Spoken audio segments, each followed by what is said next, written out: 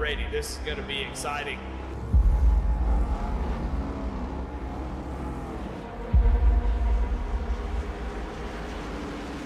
And we got car restarts up to go. Green flag is out and we're underway.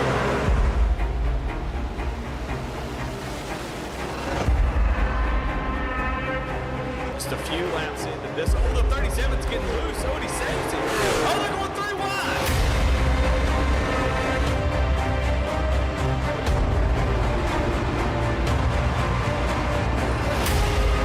We've got a 5-way fight for the win of this race coming to 4 laps to go.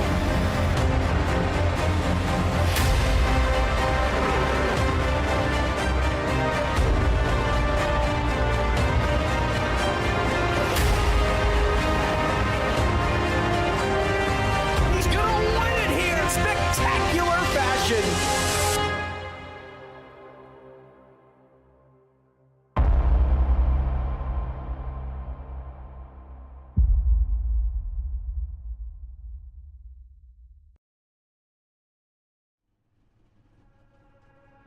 Well, ladies and gentlemen, welcome to the season opener of the Cruisin Classics Next Gen Series here live on V-Speed with Goat Locker.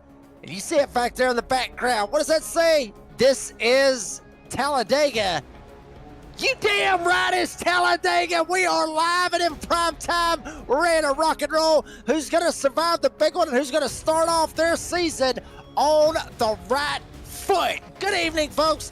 I'm the Redneck Announcer, Jake Reeves. As always, my good buddy, Daniel D. Cunningham and Double L Lucas Slides on production here this evening. Daniel, buddy, it's been a little while. Been a couple weeks. Took a couple weeks off. We was doing that IndyCar deal. Me and you were talking about this before we got going here tonight, that neither one of us had a damn clue what we were doing. But it was a good time. I'm happy to be working back with both of y'all. I cannot wait to get this season going. Oh, boy, this is where you started at right here. Yeah, this is a great track to get things kicked off at. The IndyCar series was a ton of fun. We definitely made the best of that one. Glad to be back up here in the booth with you, but I'm glad to get back to some stock cars, a few more left turns, a few less squiggles, tracks that we know a little bit better. So this is going to be a good one, and these guys here in the Premier Series, are going to put on a fantastic show for us here this evening, Jake. Yeah, they absolutely are. I mean, you mentioned just a second ago with some of the squigglies, some of the, whatever, all the turns that Diamond wasted Sunday. Real quick, let's let everybody see what we got going on for the fall schedule. Fall schedule is going to be an absolute barn burner. There you see it right there for Season 8. And they got that little playoff thing. I talked about that as well on this past week on my podcast, the Doorbang and Download, Spotify, and Apple Podcast. I talked a little bit about how the playoffs is, but, they got a pretty cool little deal with theirs. We'll see how it works out. For Talladega, you see it starts off, you got Homestead, then you got Atlanta, which is a Dash for Cash race. And we're assuming that is the new Atlanta. At least that's what I would assume here for the Premier Series. Then you got Watkins Glen, Texas, Gateway, Darlington. Flip another road course in there, being the Daytona road course. Pocono, Dover. After that, that's it. Top 12 in the points. You go to Charlotte, you go to Bristol. After that, knock it down 4. You go to Michigan, you go to Phoenix. Thank God it's not going to have the championship race at Phoenix. They're going to get it at the best track, in my opinion, Daniel, the best track to have a championship race, whether that be Homestead, Chicagoland, something like that. But Kansas, you can run any damn where you want to here in these next-gen cars, the Xfinity car, however you want to look at it. That is a hell of a place to have a championship 4 race at. Yeah, I couldn't agree with you more. Kansas, one of my favorite tracks on iRacing. I tell you the other one that I'm going to have circled, that October 15th race at Darlington. Got something a little bit different going on that night, a little special with the broadcast, with the schemes that people are going to be running. Don't want to spoil too much, but that's one of the ones you're going to want to tune in for as we get a little bit further into the season. Yeah, I ain't got a damn clue what you're talking about, and I don't know if I want to know exactly what you're talking about. I could be in a bad spot right now and don't even know it. I don't know. I don't want to know. Don't want to know. We ain't even going to talk all I'm about gonna it. tell you, Jake, is roll tide. That's it. Okay, well, I might could. See, I don't know if that's good or not. I don't know if that's good or bad. I don't know yet, but we'll figure all that out when it happens. Real quick, let's get some race details. A little bit about what these guys is going to have to deal with here tonight, Daniel. So as you can see there, race length 60 laps, not a super long race here at Talladega this evening. Pit road speed 55 miles an hour. Going to be tough to get it woed down if there are green flag stops. 3 sets of tires in the pits. I hope that we don't need unlimited green white checker attempts, but we got them if we need them. 100% fuel with 30 to 35 laps per fuel run. I don't know, that unlimited green white checkers, that could cause some chaos if we need them once we get down to the end of this thing. Oh, I don't like that. I do not like that unlimited in front of it, but I wouldn't be surprised if we see all kinds of hell end up breaking loose. We end up seeing a bunch of green white checkers. Well, real quick, they're getting ready to get to the end of qualifying here at Talladega Super Speedway. And if you've never seen Talladega Super Speedway, I'm going to show it to you right here. Daniel, buddy, I love this place. Go ahead and set it up for us with our track map here at Talladega Super Speedway, one of the best tracks here on the face of the earth. Well, as you can see, Talladega, Alabama, the site for tonight's race here in the Goat Locker Premier Cup Series, 2.66 miles, longest oval on the circuit, 33 degrees of banking in the turn, 16 in that tri-oval front straightaway. Place has been open since September 13th of 1969. And one thing about it, it may not be in the server, or on the service rather, but you're always going to find a hell of a party down there on the boulevard while you're here too. Yes, sir. That's what I love about Talladega. I talked about this before, Daniel, that, me and my dad, we've went down there for so many years, went down there and camped just outside of the interstate, right across the highway from when you come in where it separates the free camping from the racetrack. You remember Talladega short track, literally that free camping right there where it's at. That is where we camped at for so many years when I was a little kid, elementary school, middle school, even high school, going to the racetrack with my dad and falling in love with the sport. And we would go there every single spring. So just a big deal for this track. It's like a second home to me. And it always produces a hell of a finish. And I wouldn't be surprised if we get one here tonight as we got the grid lined up for you right now. And on the Jam Printing and Promotions Poll Award winner, it is George Jewell. And real quick, Jam Printing and Promotions, since forming in 2013, Jam has contributed printing and promotional sponsorships to more than 60 local nonprofits with a primary focus on organizations that assist veterans, women, and children. They have been with Goat Locker Racing since the very beginning. Local and veteran certified. When they do well, they do damn well and good in the community. So thank you very much. I added that in there, Daniel. I gotta add a little redneck flavor in it.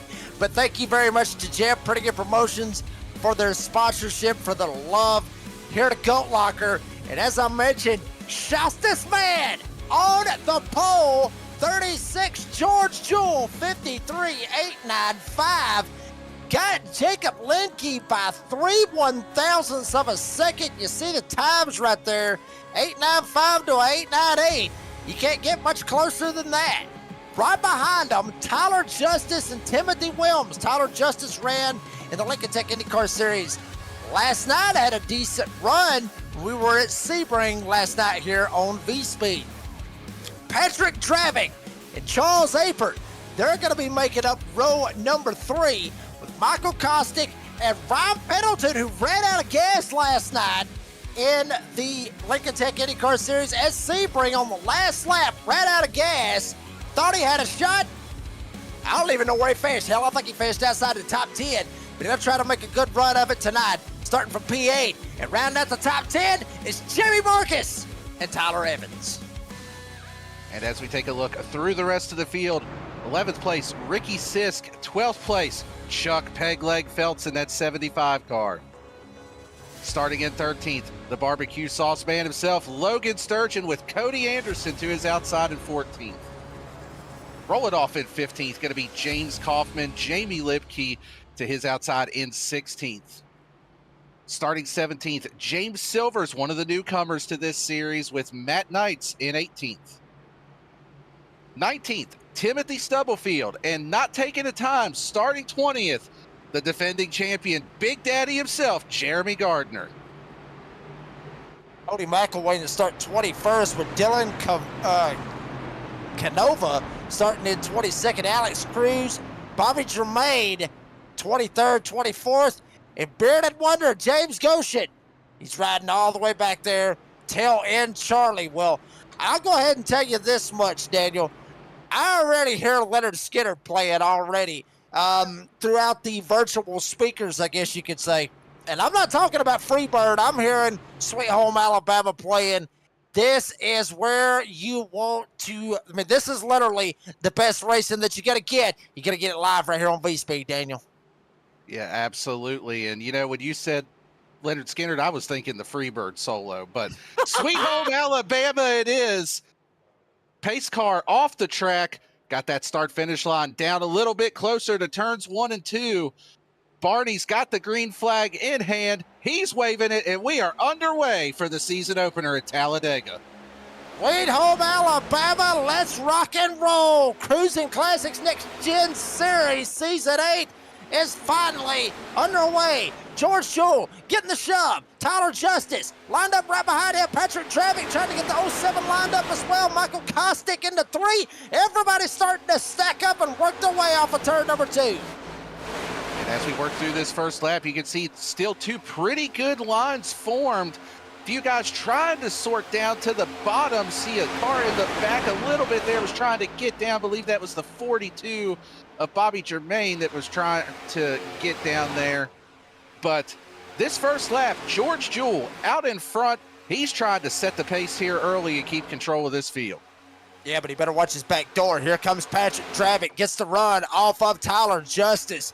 Jumps right up in front of the 37 of Jacob Linke. Linke may think about trying to go with him. He will. Side by side, looking like pace file formation. As soon as I say that, they make me look like an idiot. We're 3 wide. Cody Anderson stuck in the middle. Jamie Lemke up to the top side. Sisk down there on the bottom side, as well as the barbecue man himself.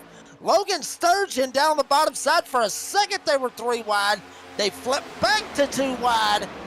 For the most part, George Jewell, Patrick Travick, door to door, side by side through the rest of the field. Yeah, Cody Anderson got shuffled into the middle there, was able to slide up in front of Matt Knights, get back 2 by 2.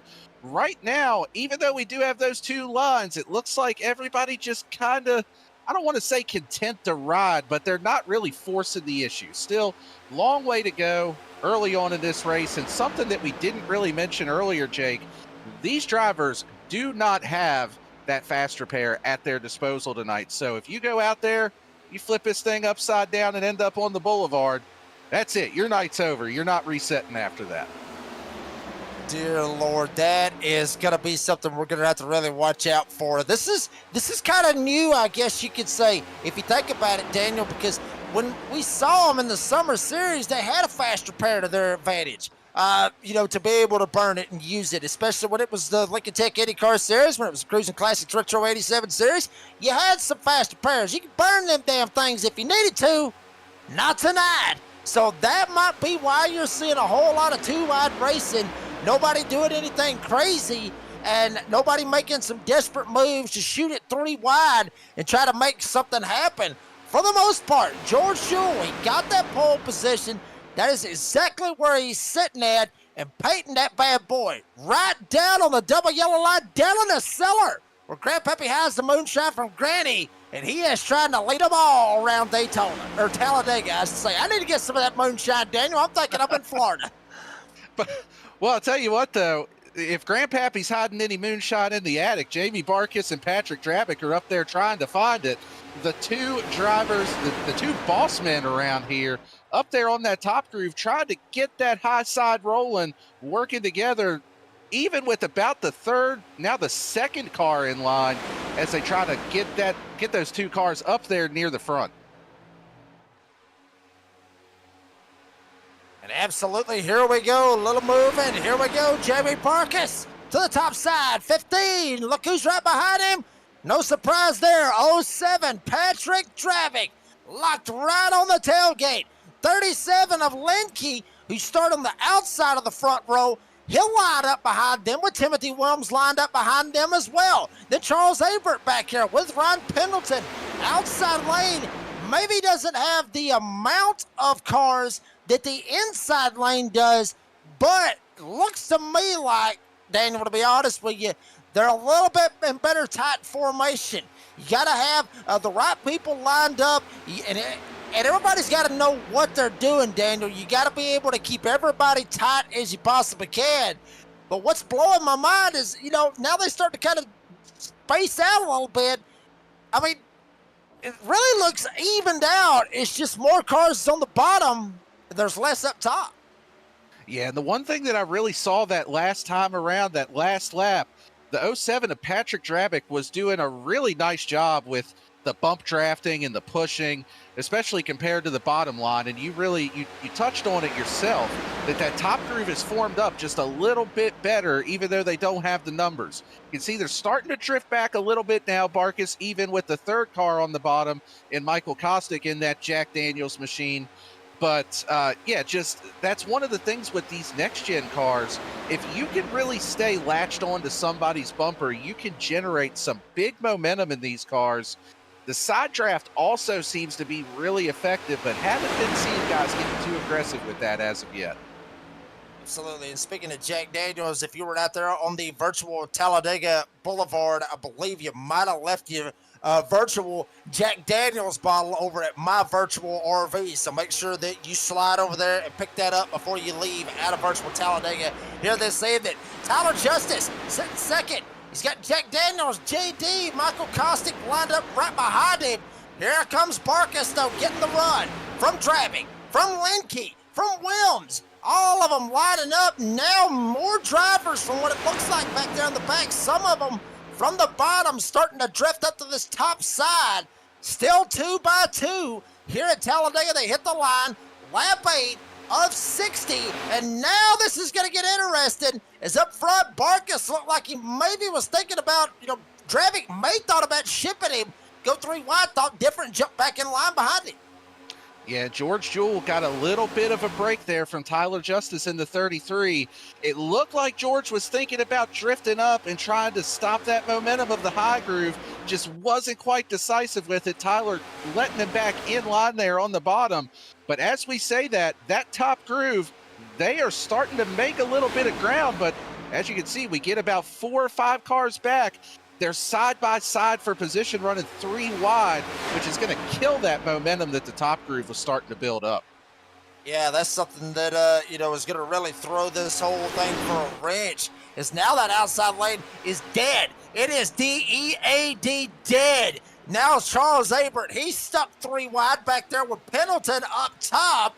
Now Sturgeon trying to roll down here on the bottom side. Everybody's starting to get a little bit squirrely back here in the back. Pendleton gets caught up on the top side. Now Pendleton's going to be the monkey that's going to get hung out to dry. Literally hung out to dry of his mama's dryer. But now he jumps back in line, jumps back down on the bottom side, or middle side rather, outside, however the hell you want to look at it. Barkus still leading now. He went from the top, jumped down to the bottom while all that was going on. That's one of those things, Daniel. You come to Talladega, you watch something up at the front, and something happens about mid-pack, and then out of nowhere, what the hell just happened up front? We got a brand new leader, and he swapped lanes. So much can happen here at Talladega. You cannot blink. Yeah, there's definitely a lot to keep an eye on, a lot of things to watch, always something exciting. And we're bringing it to you here on V-Speed this evening. Also, a brand new partnership that we have for these camera angles that we're using with Dougie Beard. So shout out to him. We appreciate the new partnership here at V-Speed with these awesome angles, bringing you all the action here tonight. Yeah, that's how new it was. I completely forgot about it. Thank you very much to Dougie Beard for allowing us to use these awesome camera angles. And obviously, Lucas Lyons behind on the controls, using the cameras and making it all look very, very pretty as you see Travick gets a run. Here comes Linke, 37 down on the bottom side, went from top, shipped him, jumps down in front of Barkus. Remember, Jamie Barkus, Patrick Travick, they were rolling the top side. They get around George Jewell, and then out of nowhere, Barkus went low. Travick got a run. He went by. Then Linke saw a hole. He jumped out on the bottom side. Travick has help, but nobody's shoving him. Barkus is absolutely wearing out the back door of Linke. Now Wilms gets up. Now everybody starts to get back up tight, but Linke's got some better help on that bottom side with Jamie Barkus and George Jewell giving him a shove through 3 and 4. Yeah, from what we're seeing early on here, if I've got to pick somebody that I want behind me shoving, it's either the 15 or the 07. They seem like, so far, they've been the two best as far as pushing somebody else out to the lead. But, man, what a move from the 37 of Linke when he took the lead. Like you said, going top to bottom, is now it looks like we're getting George Jewell moving up to the high side along with Tyler Justice. They're going to try to get up, take control of this race back, see if they can get that top groove rolling. Yeah, and you see Travick already moving up, putting the block. We'll see if George Jewell decides to go down the bottom side. Hilly hit him so damn hard he went down to the bottom side. It's still going to pay off for him. Travick, now he'll slide up here, get a hold of Linke. George Jewell back to the front here at Talladega, exactly where he started.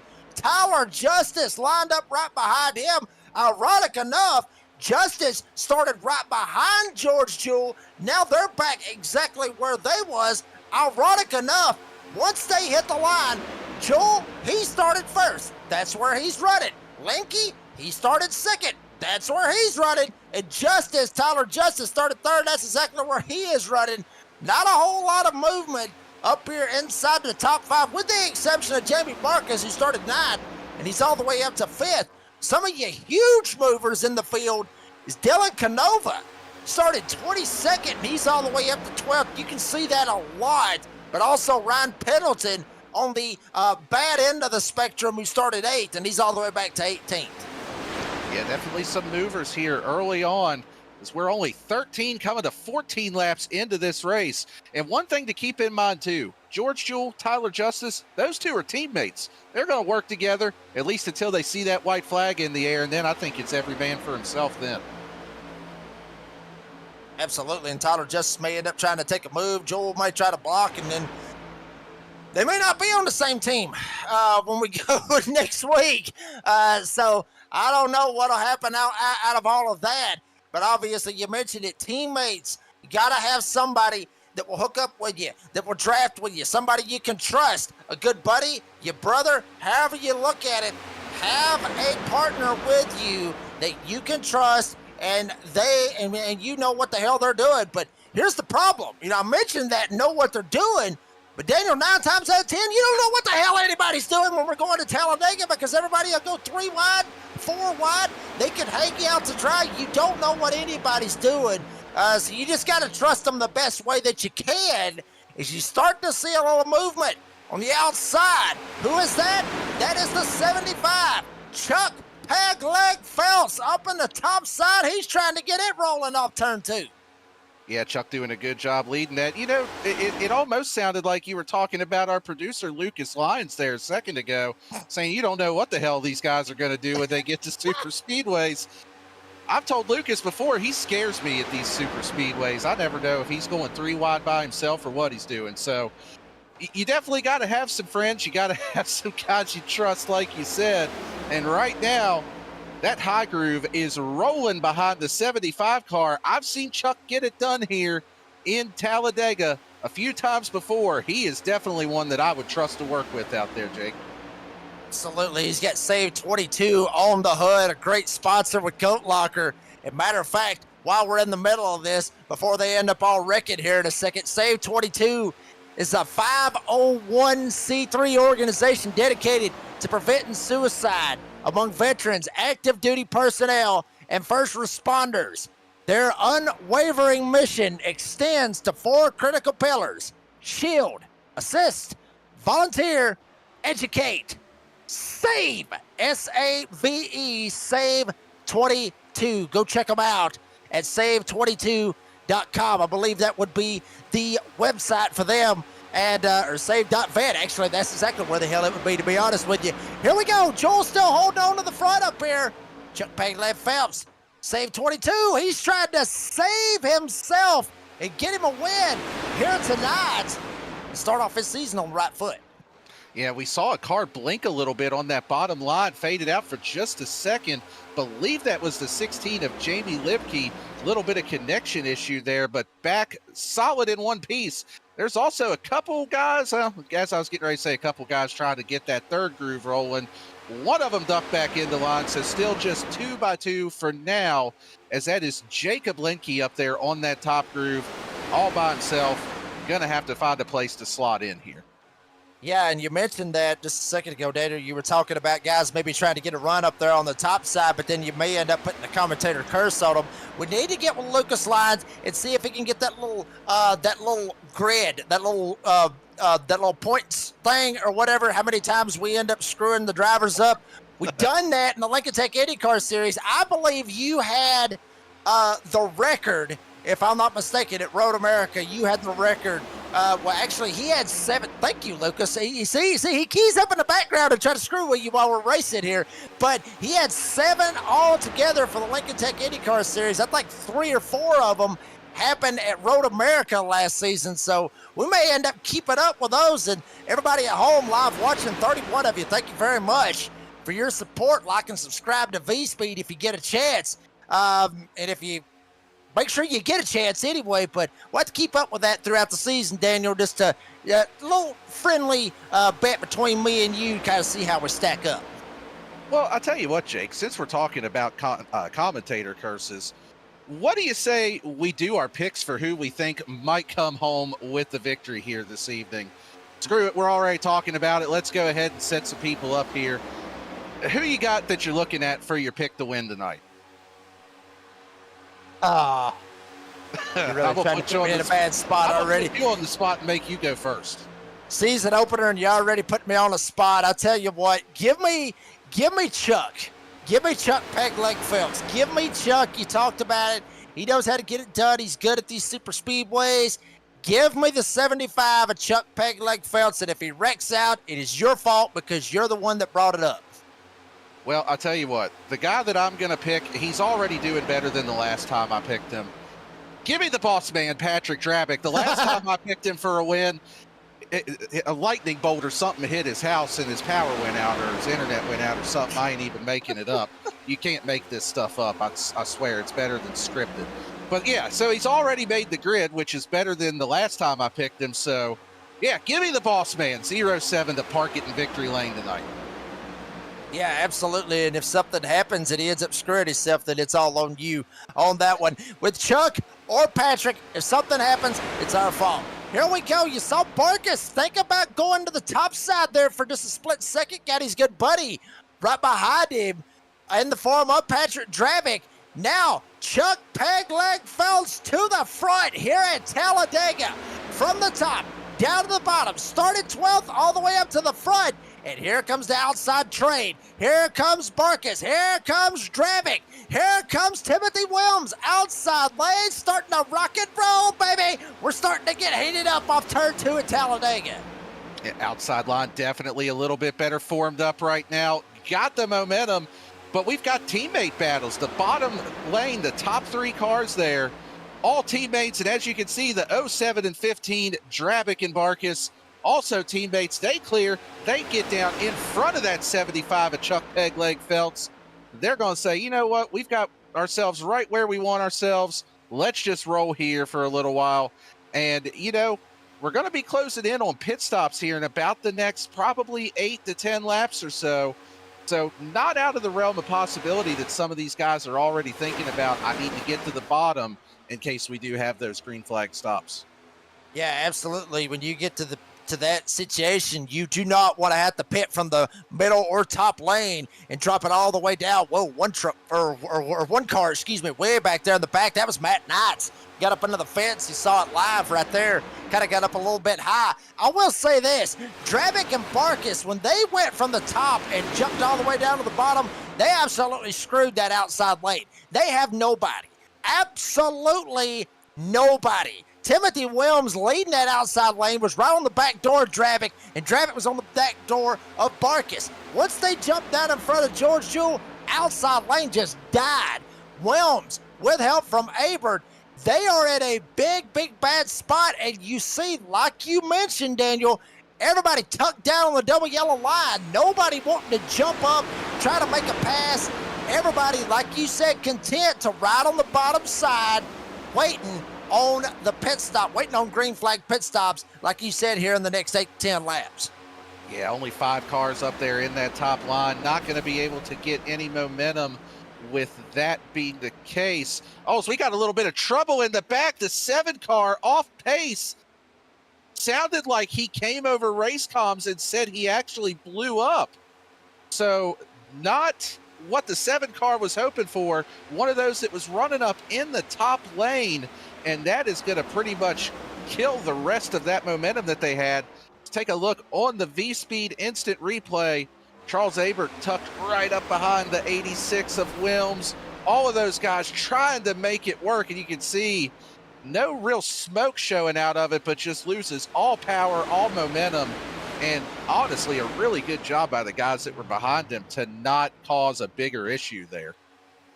Absolutely. I mean, he literally sealed off literally the whole front bumper. And, when you do that, folks, it will start to put a whole lot of heat in the engine. And then once it hits to a certain number, your light, you'll have a light in the rig. Well, not in your rig, but what you see on the screen, the number, the water pressure, it will start to rise. Once it gets to a certain point, it's blinking red. You got to get out of the draft, or at least back off a little bit from the car that's in front of you. He didn't back off in time. Of course, he did back off. The only problem was his engine went kapooey, blew up, and now Charles Abert, as you mentioned a second ago, Daniel, no fast repairs. Charles Abert, odds are 9 times out of 10, he's out of this race. Yeah, most likely going to be the end of the night for him after that. Everybody's single filed out right now. And taking a look out there in our live chat, see quite a few people out there throwing in their picks for the win. See Jessica Stubblefield out there supporting Timothy Stubblefield. Appreciate her out there. We've got quite a few different users out there, including one of the boss men around here, Jake Ellingson, not racing tonight. I want to give him a special shout out. Happy anniversary. He's out on his anniversary trip. We're ready for him to get back here, but I'm sure he's enjoying life right now. Absolutely. And also put out there, going to be tough to beat the GLR team. Obviously, Goat Locker Racing team. Obviously, with Alex Cruz, Cody McElway, Jamie Barkis, Patrick Dravic, and also Ryan Pendleton. And Barkis and Dravic run 1-2 as of right now. Pendleton was one of them that kind of got caught up on the top side, kind of got in a bad spot. Everybody hung him out to dry, and he drifted all the way back. Still waiting. Nobody jumping down pit road as of yet. And Alex Cruz, one of those drivers for Goat Locker Racing, he's out there in the mix as well. Cody McElwain running about in the 14th spot as well. So, and one other driver, we talked about him a while ago, Big Daddy, Jeremy Gardner, started 20th. You mentioned it a while ago, did not qualify. He's up here running inside the top 10, running in 9th. So, here we go. Jeremy Gardner, you talked about it, last season's champ. Watch out for Jeremy Gardner. He could have something to say about this when it's all said and done. Yeah, he absolutely could. He runs these next gens quite a bit. I think it's pretty much what he runs exclusively at this point. So definitely got some experience in these things. Let's take a look just a little bit further back. 4 cars up on the top groove, trying to get a little something started up there, but still just when you've got 25, 24 cars in a pack and you only got 4 of them up on one lane, just not quite the numbers that you need to try to get something rolling up there, led by some of those GLR guys. You've got, looked like Cody McElwain up there. You've got Ryan Pendleton. So you've got a few guys that are trying to make some momentum up on that high side and make it work.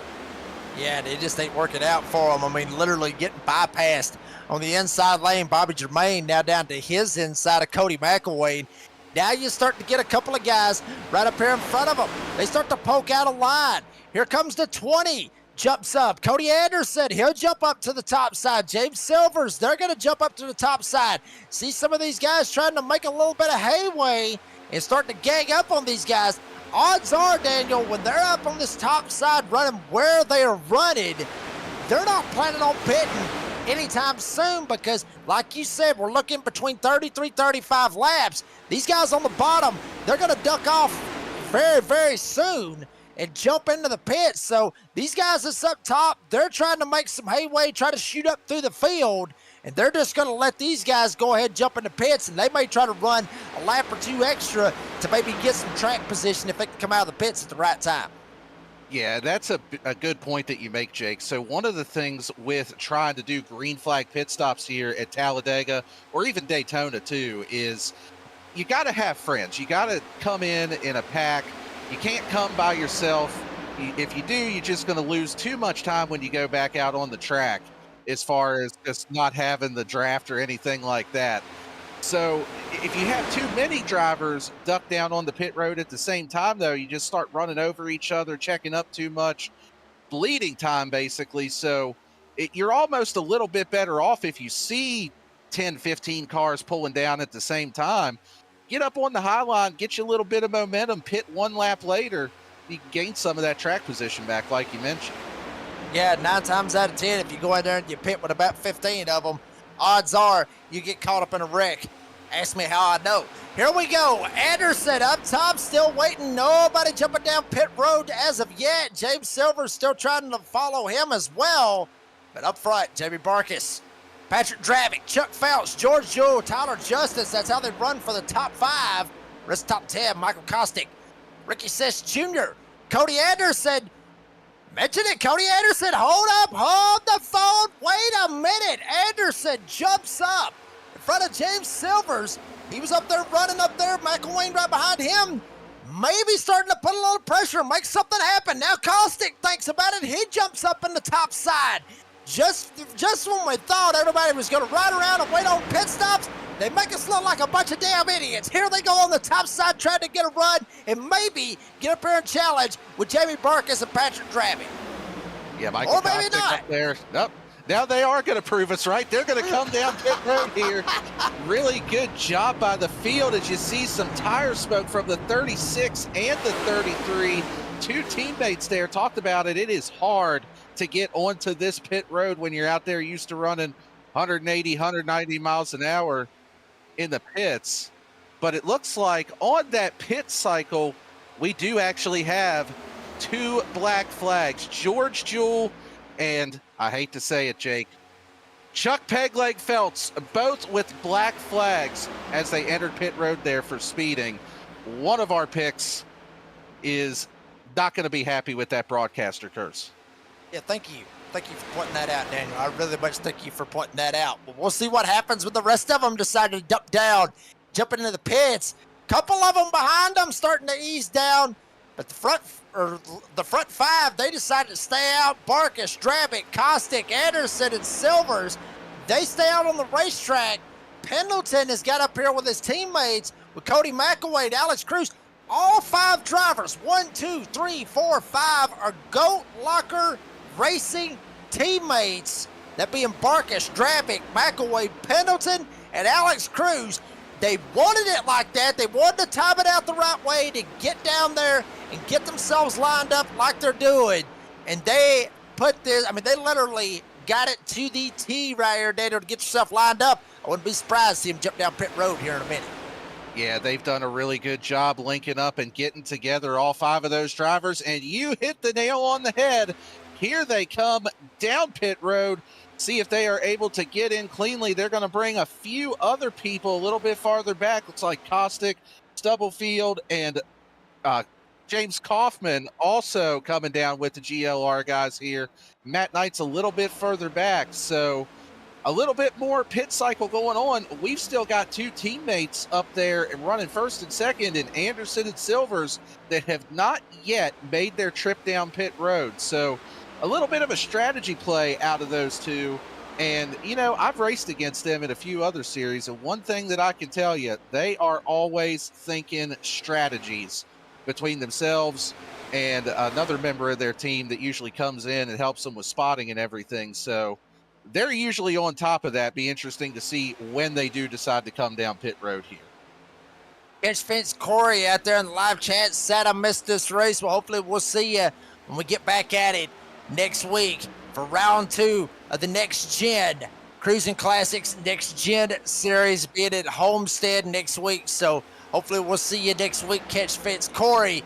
And there you see Anderson. Now you see Dravick and what looks like to be McElwain. Cody McElwain lined up right behind him. George Jewell, you saw him a second ago. Got busted for speeding. Got the black flag. He's a couple laps down.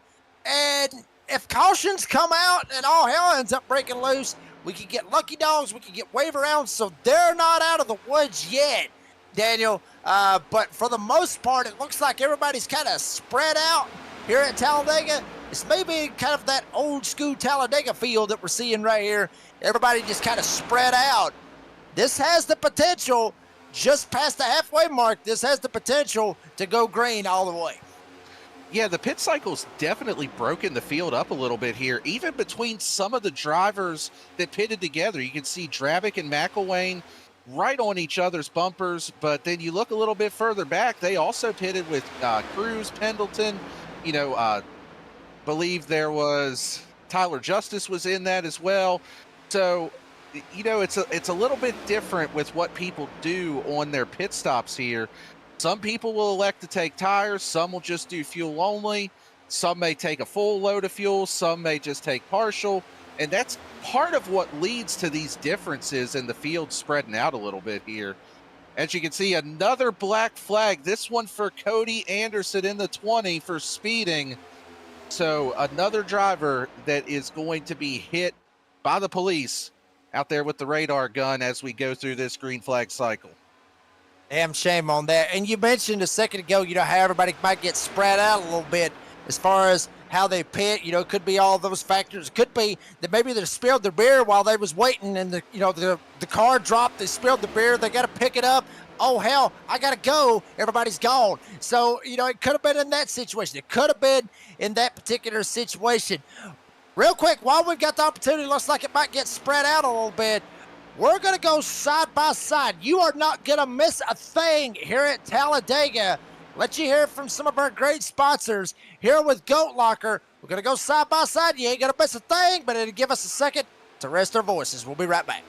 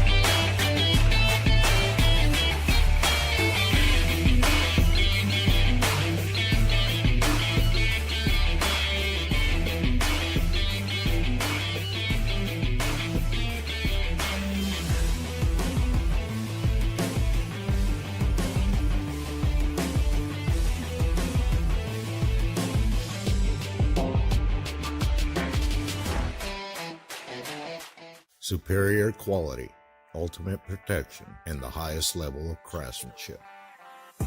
We make our gloves for the hard worker that wakes up every morning and gives 110%. You deserve the highest quality protective gear that's going to work for you, day in, day out.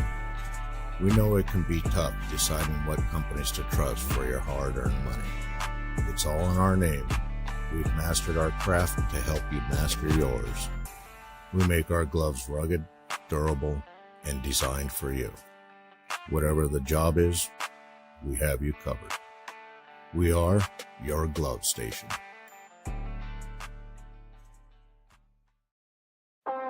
thriving job market and low cost of living, plus a wide range of veteran benefits, make Indiana the perfect place for veterans of the United States military to call home. InVets can help you find that home. We're an organization started by veterans to help former service members transition to civilian life in our state. InVets can help you find the community with the career opportunities, housing, schools, and amenities that fit your lifestyle. To learn more about InVets, visit us at invets.org today.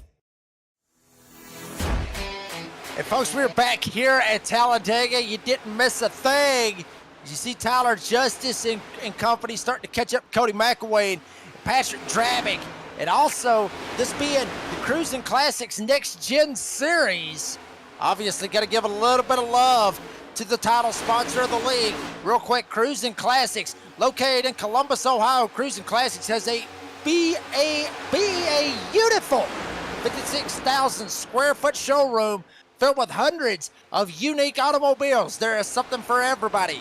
Out of their hand-picked selection of muscle cars and hot rods. Come on down, visit the facility today, and check out their website at cruisinclassicsinc.com. As Justice starting to reel them in, and we saw another ad just a second ago about InVets, Daniel. Yeah, InVet's another one of our great sponsors that we've got here. InVets aids in transitioning to civilian life, focusing on job placement and finding the right community for veterans and their families to ensure their success and happiness. They're a veteran nonprofit in Indiana with the goal of bringing veterans to that state to live and work. And they are one of our main supporters here. We appreciate everything they do. As we take a look here, we've got a battle for the lead brewing. This second pack has flat out run down the leaders. Tyler Justice up there on that high side. He is trying to take control of this race as we're inside of 20 laps to go. And he is damn sure going to take hold of it. And Justice thought about jumping to the bottom. Actually, that's exactly where he went. Jeremy Gardner, Big Daddy G, Jeremy Gardner to the front with help from the barbecue man himself, Logan Sturgeon. Justice jumped down, thought Gardner was going to go with him. Gardner thought different of it. Wanted an extra spot. Started in 20th, damn near last, way back there in the latter half of the field, and did not qualify. Here he is up at the front, leading this train around Talladega, as now we're getting a little three-wide action back here in the back. Alex Cruz, Rod Pendleton trying to work up there on that outside. Yeah, we had talked about the field getting strung out a little bit. Well, the top 11 cars that are on the lead lap, all now in this lead pack, along with a few of those guys that got bitten by the black flag. See Cody Anderson, one of them that is in this pack as well, right there behind the four at James Silvers. So even though they may not be in contention for the win or to battle for position, they've still got teammates out there that they can help push to victory tonight, Jake. Yeah, they absolutely do. Now you're starting to see outside lane getting about as much help as the inside lane is. The ironic portion of it is that the man up here leading, Cody McElway, and getting the help from Logan Sturgeon, right smack dab in the middle of all of it is George Jewell trying to hold on to a lucky dog spot should a caution come out.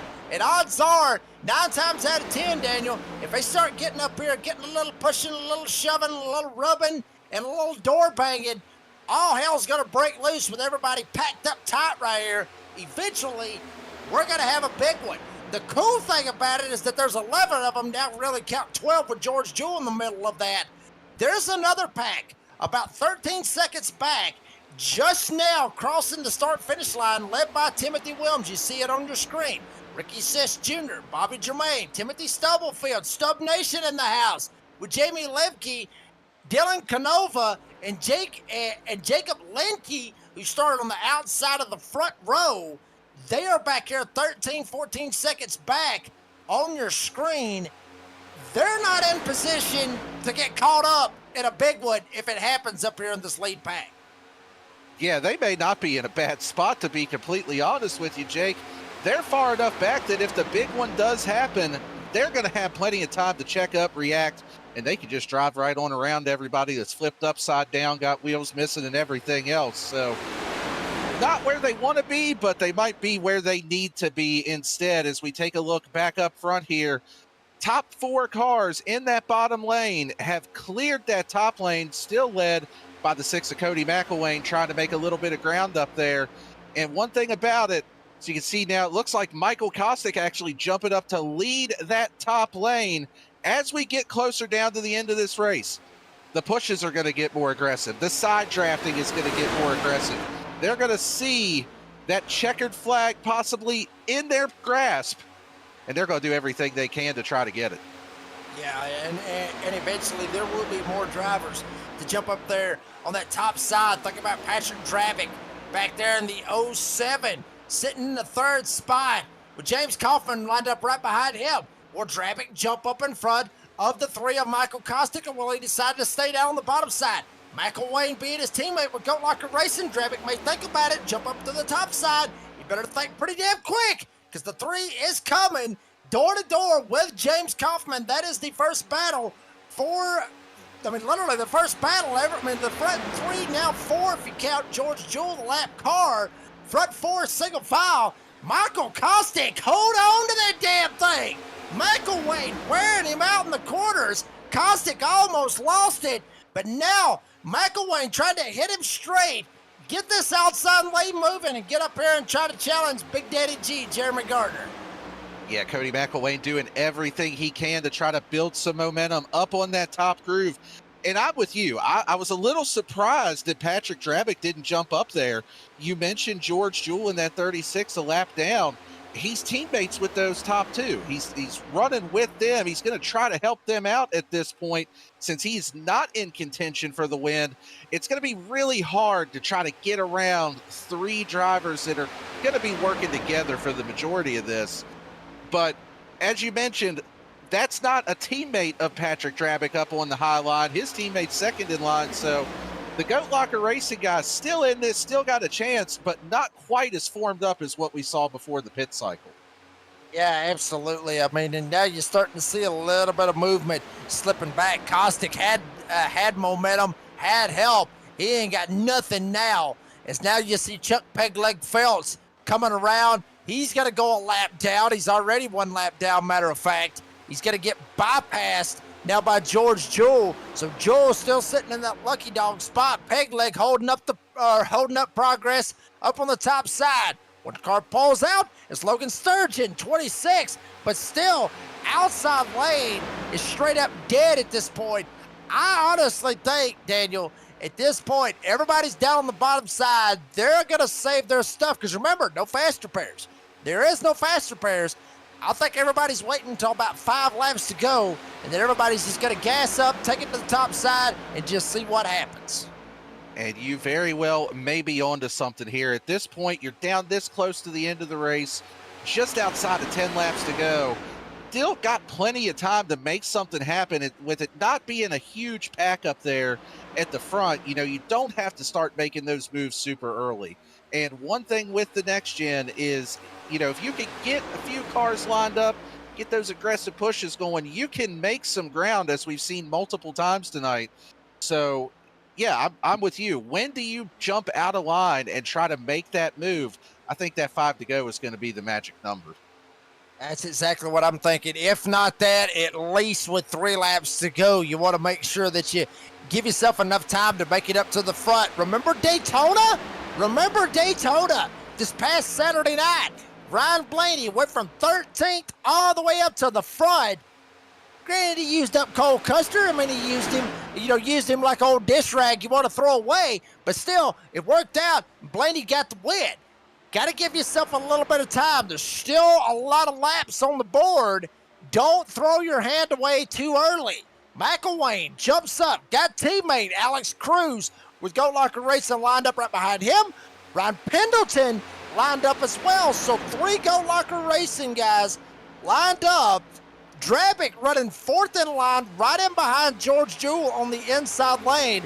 I would not be surprised, not one bit, if McElwain, Cruz, and Pendleton, they get this run, they start shooting up here on the outside. If they get to Patrick Dravick, it doesn't matter what damn lap it is. Dravick's going to pull out. Goat Locker Racing's going to try to take a charge to the front. And actually, you can make that 4 Goat Locker Racing drivers up on the top with Jamie Barkis behind the 23 of Ryan Pendleton. Yes. So I think you're onto something there, Jake. I think that if they can get up where they are within, like, say they get even with that 25 car, they're within a row of where Patrick Drabick is. I think you're going to see the 5 of them try to make a little bit of hay up on that top side. But as of right now, just don't quite have the numbers to get up there and get where they need to go. So going to take a little bit more. Going to take somebody jumping up there with them and deciding these are the guys I want to work with to try to make that happen. And that's going to be the bad part of it. I mean, you got to get a little bit of extra help up there. Maybe get like I was talking about with these next gen cars, get a little bit tighter in formation. These guys that's on the bottom, they got more help, but the outside lane is kind of hanging with them. Now they're starting to slip back a little bit with the 6 of McElwain leading this outside lane, but it can happen. The only problem is they've got to get tight in formation. Cruisin's got to get up on the back door of McElwain. He's got to stay there. Now, I know that, sounds like a lot, because we saw Charles Abert a while ago get too tucked up on somebody, detonate the engine, it went poof. You got to be careful with how you manage your temperatures and where you're at, but if you're going to make any headway to make it up here at the front, you got to get tight on somebody's back door and start and literally shove them in these next-gen cars. It ain't about the RPMs of the engines and all that stuff. I mean, it's got a little bit to do with it, but, but it ain't like it was back in the Gen 4 days, Daniel. These next-gen cars, you got to knock the hell out of somebody if you want to try to get a line moving. Yeah, one thing about it, you can really get aggressive with the pushes in these cars, at least from what I remember the last time that I drove these things at a super speedway. It's been a little bit, but it seems like you can really get up there, give the bump drafts, even in the corner. Not quite as good as the Xfinity car is in that aspect, but still really good to push with in these things. And as you mentioned, you got to keep the engine cool. We saw that engine blow earlier because of the temps. But the next-gen car doesn't run any tape on the front of it, so you can peak the front end out just a little bit, get some air to it, and get it cooled off pretty quick. Yeah, and you just mentioned a second ago, it's been a little while, you're racing next gen. How was that? Oh, whoa, hold up. Whoa, we'll talk about your accomplishments here in a damn minute. Here we go, Michael Kostick. Or others up here. James Silvers, he jumps up. Dravick jumps up. Now they see that the time is now to make something happen. McElwain tries to jump down. Anderson is there. Almost gets into Dravick. Oh, boy, calamity. Happening in 3 and 4. Dravick took a shot, went to the top, tried to make something happen, and now he's back there with his Go Locker Racing teammates as Silvers and Anderson starting to make a charge on the outside. And I can tell you right now, that was 100% an orchestrated move out of Anderson and Silvers.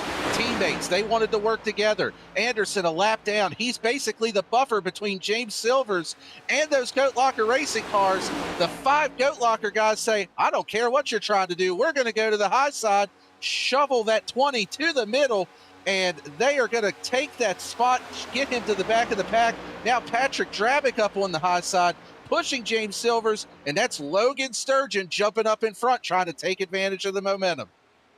Sturgeon, the barbecue man, tried to jump up, make something happen. Will any of these other drivers start to try to jump up? Nope, here comes Dravick. Dravick jumps up. McElwain will jump up. Oh, Go Locker Racing teammates, they're going to jump up. They had enough of trying to screw with Silvers. They'll jump up to the top side, try to hang him out to dry. Silvers thinks different, jumps back down. Sturgeon's still leading in the middle lane. Now another driver pokes out up top. Is Chuck Pegleg Phelps 1 lap down, maybe trying to get back up here, make it happen, get in front of George Jewell and get the lucky dog. Should all hell break loose, which odds are it probably will here in just a little bit, coming this time with 5 laps to go. Everybody's swapping lanes faster than in Metro Atlanta on I-75-85 split all over the place. That is 6 lanes wide in Atlanta. This is 4 lanes, could be 5 lanes wide at Talladega. Here's the difference. They do 90 at Atlanta. I'm just guessing. They do 90 at Atlanta. These guys, they're doing it at over 190 miles an hour. And Tyler Justice got shoved out of line there into 33. He got sent all the way into the infield grass, able to hang on to it. But they are now 3 wide for position. Oh, no! I thought he hung on to it, but he ends up getting sideways, getting the 6 into the wall. I don't know how they didn't wad up the whole field right there. Everybody's still rolling forward, but that is going to thin out this top pack just a little bit. Boss man Patrick Dravick is part of that. That was a lot going on there, Jake. Yeah, and I believe Patrick Dravick is absolutely PO'd right now, exactly how all of that played out. They were 3 wide going into turn 1, 3 by 3 by 3 at one point.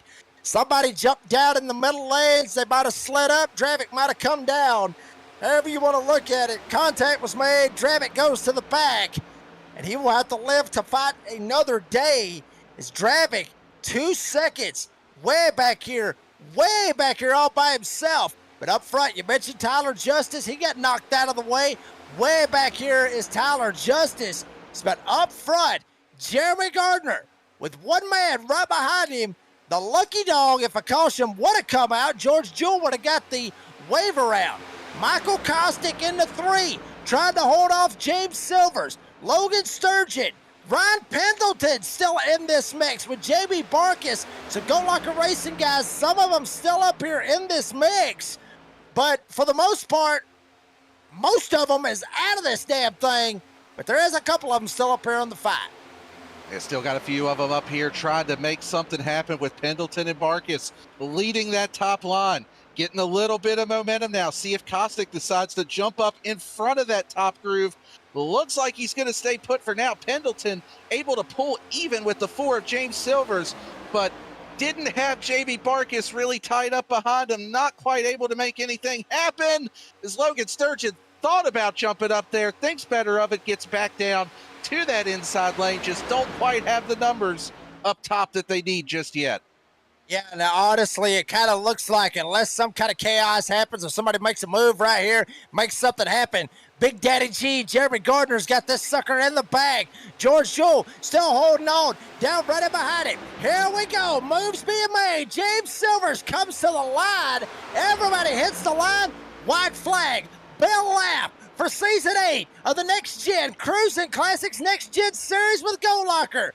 Big Daddy G, Jeremy Gardner up at the front. James Silvers trying to jump up here and make it happen. Kostick gets turned. Sturgeon turns him. Coming off of turn 2. Joel still trying to line up with Gardner. Silvers jumps up. Gardner almost gets tagged. Pendleton gets into Silvers. Silvers comes down. He's going to turn Gardner. Gardner gets turned in front of the field. Pendleton up top. Silvers on the bottom. Here comes J.B. Barkis to help off of turn 4. Door to door. Door banging. Coming to the line. Pendleton up top with help from J.B. Barkis. That will be all she wrote. Ryan Pendleton avenges the win. Gets the win here tonight. Avenges what happened to him last night. Lincoln Tech IndyCar Series. Ryan Pendleton gets it done at Talladega with help from teammate with Go Locker Racing, J.B. Barkis. What a finish to get it done here for the season opener, Daniel. Wow. And not only a hell of a race back, but that second pack that we were talking about, they were crashing coming across the line. I saw the 86 and the 12 sideways coming across the line there. Jake, I think we've got quite a bit to go back and unpack from this last lap that just happened. Yeah, I think we got a whole lot to actually get through on this one right here. I mean, I didn't even know the second pack actually crashed. Now I'm looking at it on my end. Holy hell, what a crash that they had. Oh, my God. We're going to have to get that one right there on a V-Speed instant replay. And I'm sure Lucas Lyons will oblige 100%. Right after you see this, 23 Cruisin Classics on the side of that bad boy. Ryan Pendleton gets it done. I know I might have butchered it when he got to the line because so much was going on in that last lap. But remember, folks, if you watched us last night on V-Speed with the Lincoln Tech IndyCar Series, he was leading. He was literally leading on the last lap in the Sebring race, ran out of gas, and absolutely costed him. He finished 11th last night. He comes home with it tonight with the strategy, the right way to get in line. And yeah, he had his teammate, Jamie Barkis, right there to help him out. It paid off for him. And even Dravick even though he kind of got in a little bit of a scuffle a while ago, he still comes out of this bad boy. Finishes 7th, so good deal for Patrick Dravick to get himself in position out of that. But the Go Locker Racing guys, all of them going to burn it down at the start-finish line, and well-deserved. Lucas, set it up right here on this last lap. Get us an instant replay on this last lap. And Daniel, buddy, walk me through it because, hell, I'm out of breath. I mean, that wore me out. Well, this is the lead pack. You can see Michael Kostick, the 26 there of Logan Sturgeon, get together. Kostick does the best job he can. Shades of Dale trying to save that 3 car down the back straightaway. And then go back and take another quick look at that. You see Logan Sturgeon pushing for everything that he's got. Kostick gets just a little out of shape. They make contact coming off of turn 2.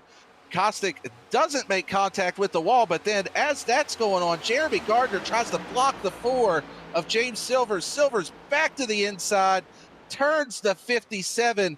That's going to wipe out a couple more cars. George Jewell caught up in it. A little bit farther up ahead of that, James Kaufman was also caught up.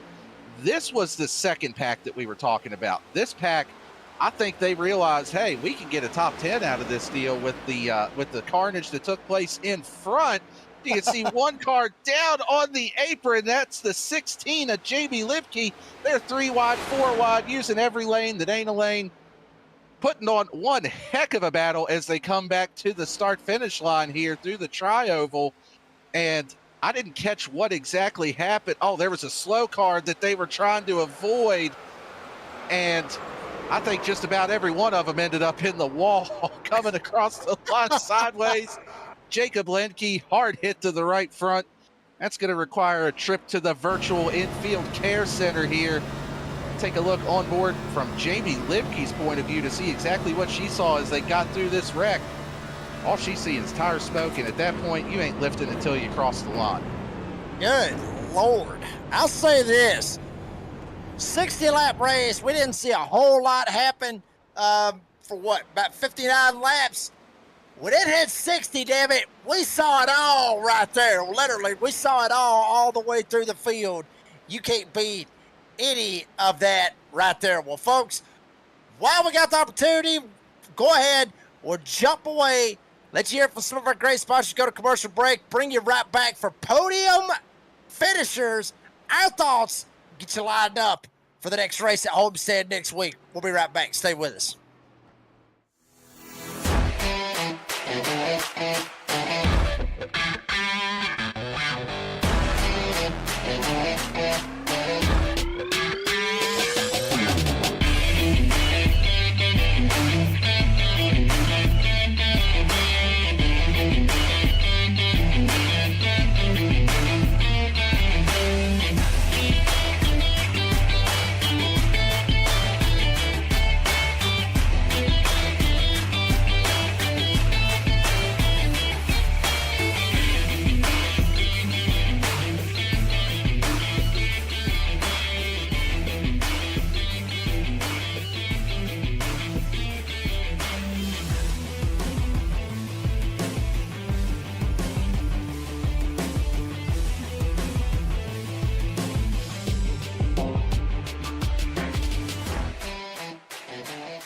Superior quality, ultimate protection, and the highest level of craftsmanship.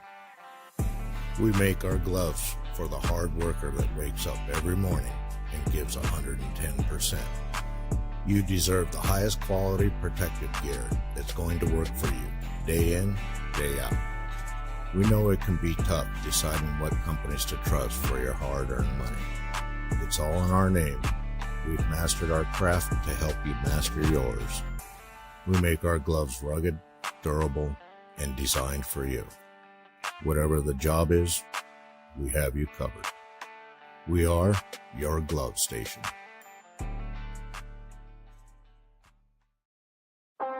thriving job market and low cost of living, plus a wide range of veteran benefits, make Indiana the perfect place for veterans of the United States military to call home. InVets can help you find that home. We're an organization started by veterans to help former service members transition to civilian life in our state. InVets can help you find the community with the career opportunities, housing, schools, and amenities that fit your lifestyle. To learn more about InVets, visit us at invets.org today.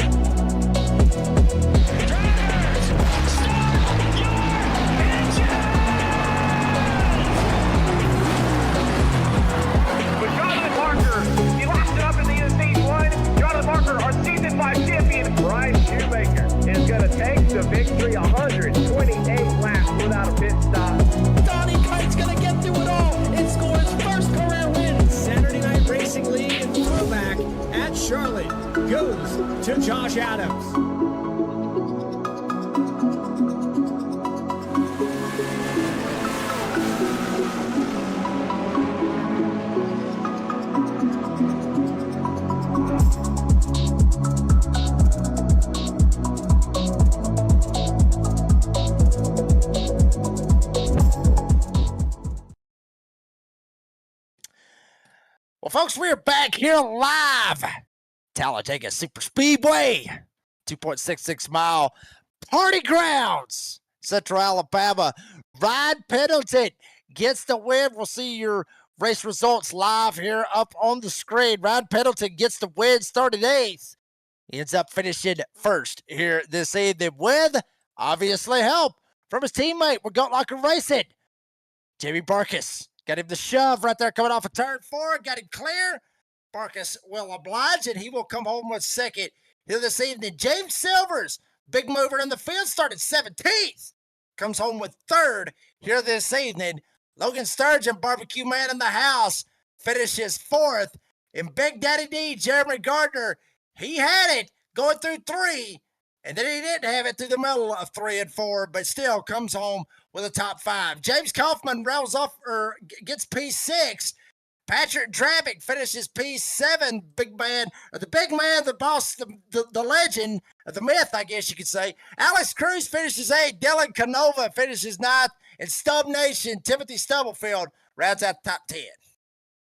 And taking a look through the rest of the field here, Ricky Sisk coming home in P11, Jacob Lenke in 12th, coming home in 13th, Bobby Germain with Timothy Wilms in 14th, Jamie Lipke coming home 15th, Michael Kostick after that big slide we saw on the final lap. Heartbreak for him, falls from a potential podium down to 16th place. Tyler Justice, last car on the lead lap in 17th, Cody Anderson 18th, 19th, your pick for the race, Jake, Chuck Pegleg Phelps with Tyler Evans in 20th. And taking a look at the last few drivers here in the field, George Jewell coming home 21st, 22nd, Matt Knights, Cody McElwain in 23rd, Charles Abert as a result of that blown engine earlier in 24th, and rounding out the field, James Goshen in 25th. Yeah, you really had to throw that in there. You had to make sure that I understood that I screwed Chuck Pegleg Phelps because I picked him. I did because I screwed my pick slightly less. So Pat still finished 7th. So I just had to make sure I pointed that out to you. Well, then give me the damn point. Go ahead and put it on the leaderboard. Get it lined up for next week when we go to Homestead. Go ahead while we got the opportunity. Let's get on your podium finishers because they've been sitting in there for a little bit. Listen to us sit here and BS back and forth. Need to go ahead and get the race winner, Brad Pendleton. From no gas last night all the way to saving his old ass here tonight at Talladega. He gets the win here tonight with Goat Locker Racing. Ryan, buddy, congratulations on the win. Talk us through that whole last lap and everything that you had to do to get the win. Yeah, I mean, well, the whole race, it was awesome just to see the league. I mean, 60 laps at Talladega with that many cars to go without a caution, I think, is a testament to this league and the drivers. So huge shout out to the league. But yeah, that last lap, we knew at some point it was going to get a little bit more aggressive. we were trying to run, the Goat Locker team guys were trying to run all race, trying to start a third line, get up there. We just couldn't make any headway. We got separated a little bit there at the last lap, and then I think there were a couple different incidents that happened that kind of opened up some gaps. And just right place, right time. All you can do at these super speedways is put yourself in a position to be in contention at the end. And some things went my way, and then luckily I had my teammate Jamie Barkus behind me to finish it for me and push me across the line. Well, Ryan, you did your best Ryan Blaney impression there. Jake Reeves kind of mentioned that earlier in the race. Blaney, pulling what he did at Daytona Saturday night. You didn't really have the track position. You kind of touched on it there. Going into that last couple laps, did you feel like you still had a shot at the win, or were you thinking, and this just ain't my night tonight, see what we can get out of it? Yeah, to be honest, I mean, my philosophy on these tracks, I'm a little different than some. Like, I like to be up front. I want to put myself up front. I don't really like riding in the back. So that lack of track position was not planned. I was trying to get up there all race and just couldn't get it. Yeah, I mean, I knew the last lap being in and around the top 10, there's always a chance. I thought it was pretty low chance. I needed everything to go my way, and it did. And I needed help from my teammates. So pretty lucky, but at these tracks, as everyone knows that watches Cup, it's sometimes better to be lucky than good and have solid teammates around you. Seems like it needs to be that way, but it doesn't matter because Ryan Pendleton, he is the one that's standing in victory lane with help from teammate Jamie Barkus. Ryan, buddy, congratulations on the win. I know, boy, we was getting ready. I'm just side note, buddy. We was getting ready to talk to you last night for the Lincoln Tech IndyCar Series to Sebring, and that's why I said no gas to saving your own what and everything. That's why I said that. And I talked about that a while ago. It was kind of amazing to to watch that battle last night and then it not finish good, and then all of a sudden, bam, you come out here and you get your win. But buddy, congratulations on the win.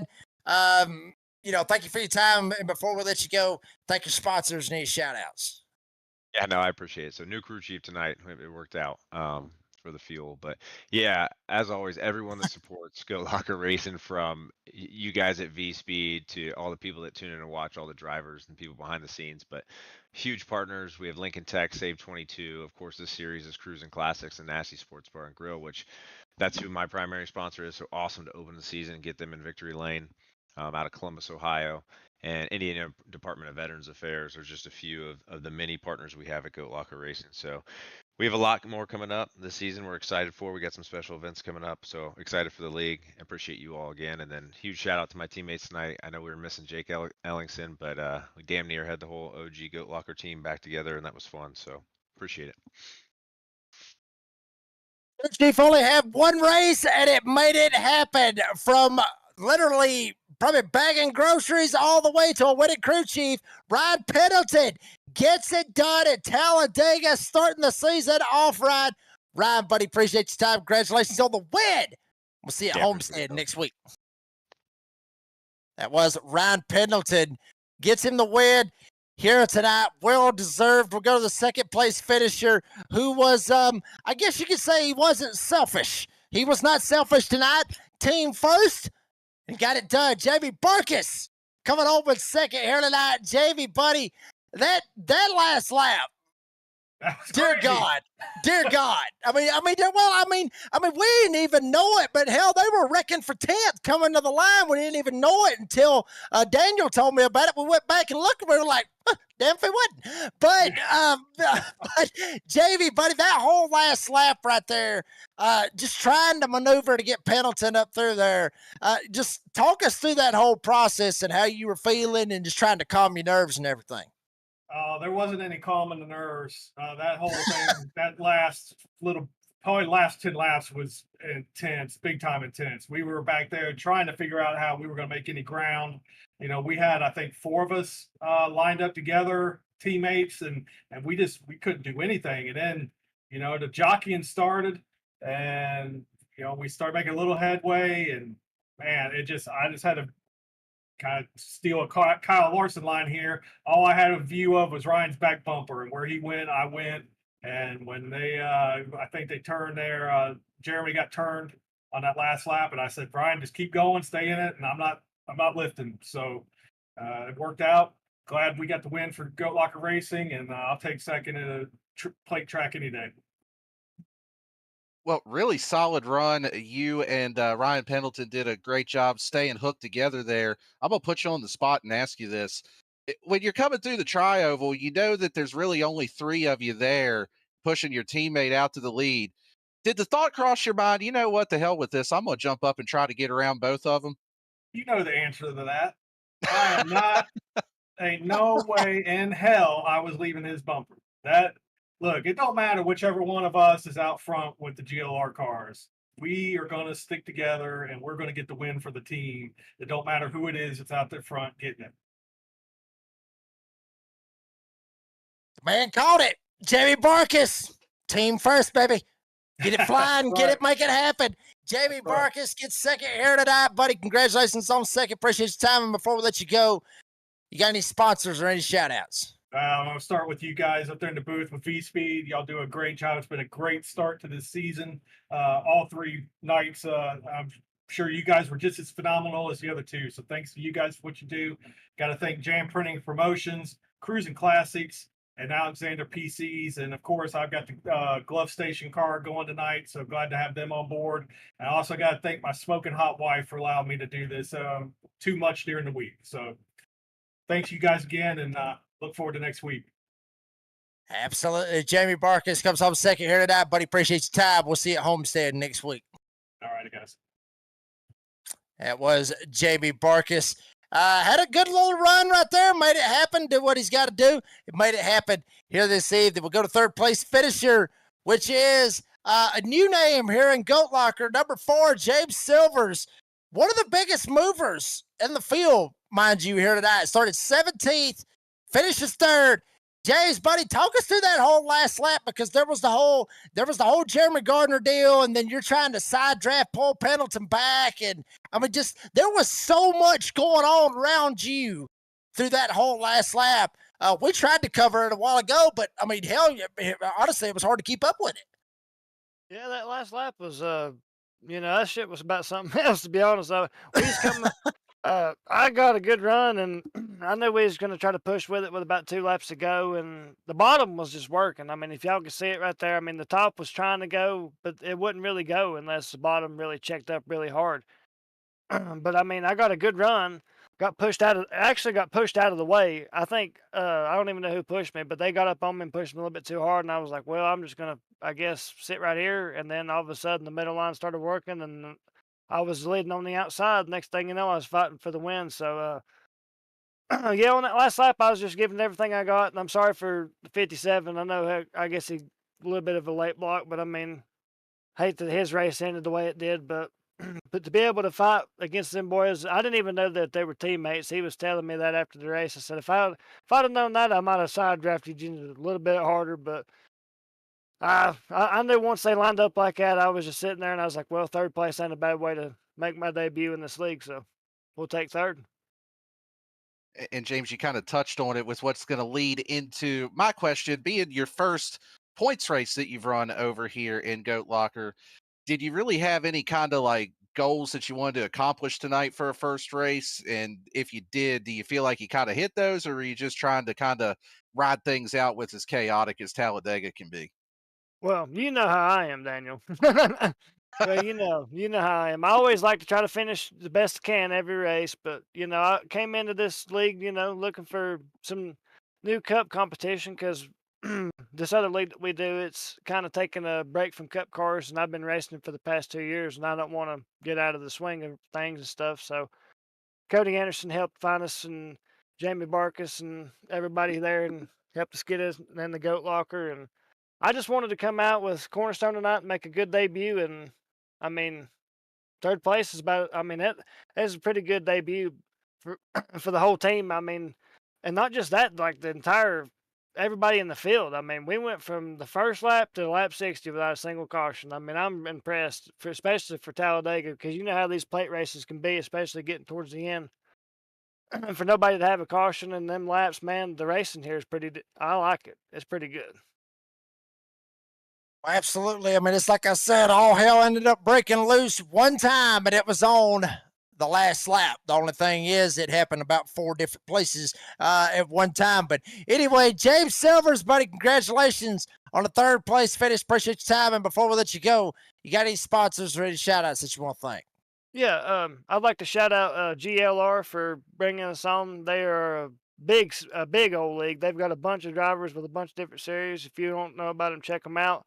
Like to shout out V-Speed. Y'all do an amazing job with the broadcast. Every time I've been a part of it, y'all have always done an amazing job. Like to shout out iRacing, Above the Yellow Line, Sim Motion, and Cruisin Classics to be the title sponsor of the Cup Series. And like to shout out everybody at Cornerstone, the crew chief Alex Penn, and the sponsors. I'd like to shout out my main sponsor, my new main sponsor. I'd like to shout out Mount Silver Supply Company for coming on board and being the full-time sponsor. And the rest of our sponsors, hang on one second. I had the list and then it just disappeared. Aerial Professionals of WNC, Gigi's Restaurant of Waynesville, North Carolina, Jake's Junk Solutions, Mountain View Detailing, and Waynesville Tire. Well, James Silvers comes home with P3 here tonight. James, buddy, congratulations on that. Appreciate your time. We'll see you at Homestead next week. All righty, boys. Thank you. I might have to pack me an umbrella. That was James Silvers, comes home P3 here tonight. Well, what a finish we saw. It's like chaos that happened here tonight in Talladega. Real quick, Daniel, your final thoughts on a wild one here tonight at Talladega. Well, man, James Silvers really touched on it in his interview. The fact that they were able to go 60 laps, flag to flag green. Yeah, we had the chaos on the last lap, but that's really impressive for this series, and there's a reason why this is one of our 2 premier series over here. Drivers showing why they were invited to race, and really put on a good show for us to call up here. They make our jobs easy, honestly. Yeah, they damn sure do. I mean, it was a wild one. It's like I said, it's like you said, when you go 60 laps, and everybody is raving about it. Everybody's loving it. And I'm sure everybody out there on the live chat, they loved it as well. I mean, when you go 1 to 60 and you don't get a caution, and then all hell ends up breaking loose on the last lap, you can't ask for much better than that. I mean, fantastic race. But now we'll switch gears. We'll go from